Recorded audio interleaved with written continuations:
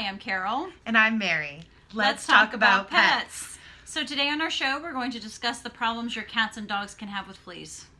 First off, happy summer and welcome to flea season. Though here in Texas, we kind of have flea season all 12 months out of the year.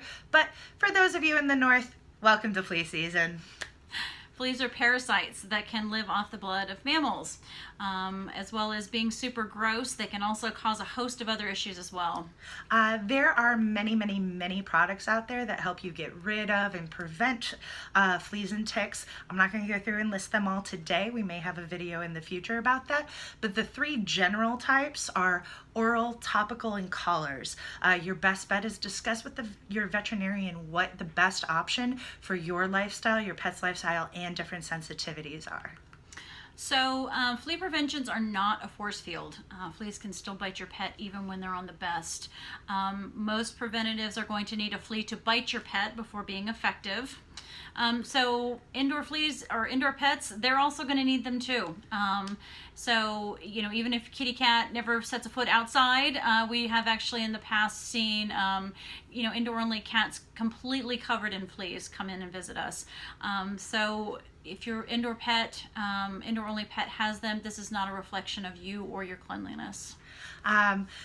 One other thing that we want to talk about with the flea medications, if you're going to get an over-the-counter type from a pet store, please look and see what species, cat or dog, it is meant for. Most of them are species specific, and if you put a topical flea medication on a cat that has been meant for a dog, this can be a life-threatening situation where you need to take your animal immediately to the veterinary office, and you will start seeing signs of things going wrong immediately. Yeah.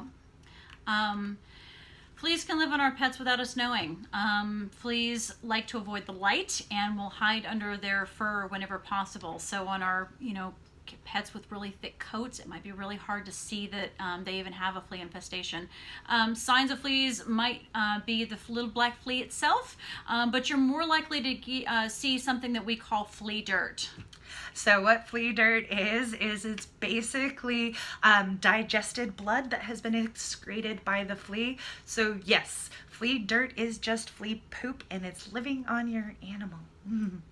Another thing that you might start seeing, without even having seen the fleas, is they may start chewing at the base of their tail or at the backs of their thighs.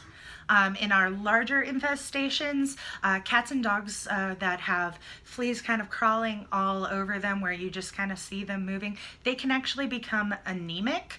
What this means is there's a decrease in the red blood cell quantities. This is because the fleas are going through and taking blood meals. And if they have taken enough blood meals, can be an actual need to be taken care of by a veterinarian. The other thing that may need to be taken care of by a veterinarian is cats can get a disease called Hemobartonella. It's a bacteria that's transmitted through the flea bite. And in cases of our more intense flea bite sensitivity, pets can get redness of skin, hot spots or open sores. Loss of fur can also occur. And this chewing can actually continue for hours to days after the initial bite from the flea. So if your pet actually does have this condition, they might need other medications to deal with these sores and the itchiness. So see your vet for that.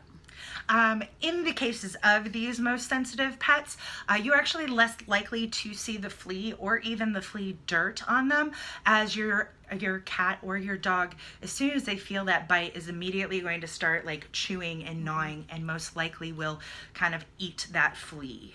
And so a lot of times we make this correlation between a pet being bitten by a flea and a human being bitten by a mosquito. The ones that are super sensitive to mosquito bites, they can kind of sense when those mosquitoes are coming up and will squish them before they ever get a chance to bite.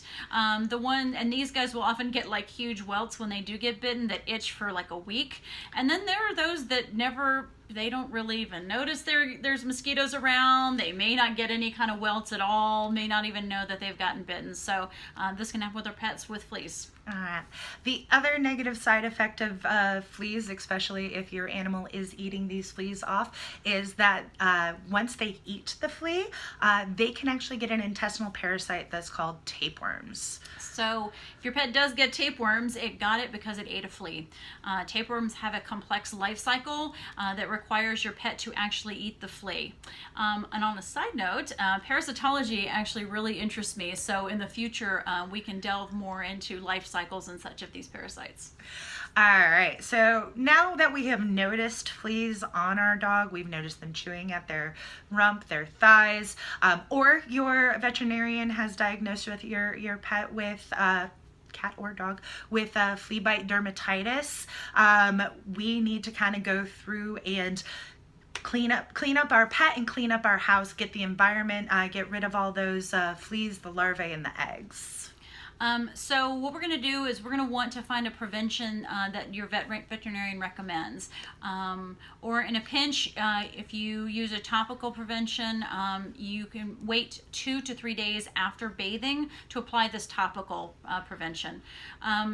There is a pill they call Capstar. It is a fast-acting flea neutralizer, which will kill fleas on your pet for about a day. It's fast-acting, like within a half hour. It's a great product. The other thing that's really awesome about this product is extremely safe to use for cats and dogs and can be used in puppies and kittens. That's helpful. So now, next thing, you've either used your Capstar or your oral prevention that your veterinarian has recommended. You have not used your topical, but you want to go ahead and give your kitty or your puppy a bath. Now, I know a lot of the pet stores out there sell flea shampoos. There's no point for it. A flea shampoo may kill the flea as you're washing it off your pet, but you can just as easily use some Dawn dish soap.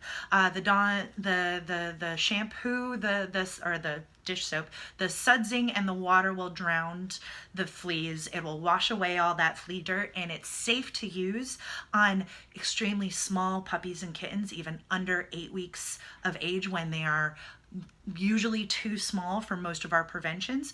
Doing a Dawn dish soap is safe enough on them to kind of wash and get those fleas gone. And you can, if you have like other types of regular dog or cat shampoos, you can use those. I was just talking about the Dawn dish soap, since it is good for our littlest of all creatures. So now that we have given the oral prevention and we've given our bath, next thing we're going to want to do is take care of all the bedding and their environment. So we want to vacuum the beds, their rugs, carpeting, floors, etc. And then make sure you toss out your vacuum bag. If you have one of the canister vacuums, take that canister out and dump it in the dumpster, put it in your trash bin, whatever. You can also have an infestation in your home even if you don't have carpeting. So it's very important to vacuum every little crevice that you can get to with that vacuum. They really like those dark spaces. We're going to wash our bedding and have or fabric in hot water and dry on a high setting. The other thing is, if you can afford it, calling an exterminator to treat your yard and the crawl spaces and decks that you have, again, dark crevices, can also be very helpful. If you aren't going to go through and treat the environment, like your yard, or if you have just a lot of stuff and it makes it hard to kind of get vacuum into all the deep dark crevices, it can, and you're using preventions alone, it can take up to 3 months to eliminate an infestation. The reason is because it takes about 3 months for the fleas throughout their life cycle to go on and take enough feedings and die throughout the process. Fleas throughout history are known for being carriers of some of the worst diseases humans have ever known. The Black Death, also known as the bubonic plague, is one of them. And while this is not a disease our pets can get, fleas are a serious problem. However, we do have preventions that can keep our pets flea-free and happy. Thank you for watching our video today. If you like our videos, please click like and subscribe below to get for future videos. Have a great day.